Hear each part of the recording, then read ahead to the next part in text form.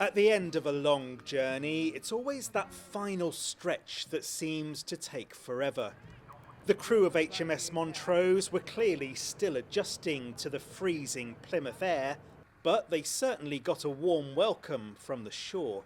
All sorts of emotions, just seeing all the families here was quite emotional actually. It's been challenging, been a lot of ups and downs, but yeah, so nice to be home. Montrose has spent the past 4 years in the Gulf region, tackling criminal and terrorist activity, including intercepting weapons and seizing more than 16 tons of illegal drugs. The 200-strong crew changed 11 times, and the chefs cooked more than 800,000 meals. We've had some really good successes, and the homecoming has just been amazing with all these people here as well. To see the family again and just finally be reunited has just been magical. When we left, it was quite warm. Her Majesty the Queen was still alive, and we're coming back to almost a very changed Britain. And it's feeling very cold, different from the Middle East, but it's good to be back home.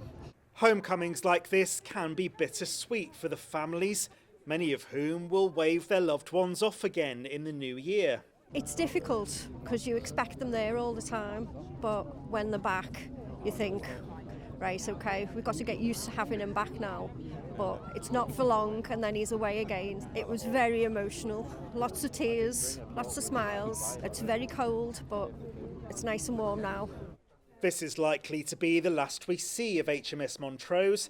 She'll be decommissioned next April, and eventually all Type 23 frigates will be replaced by new state-of-the-art anti-submarine ships based here in Devonport. But that process has been dogged by delays and overspending, and the Type 26s won't be operational until October 2028.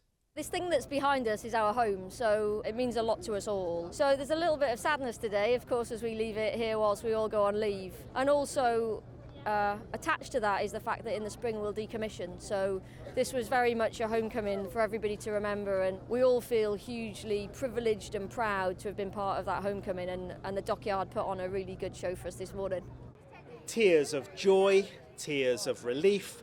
Some perhaps didn't know quite what to feel.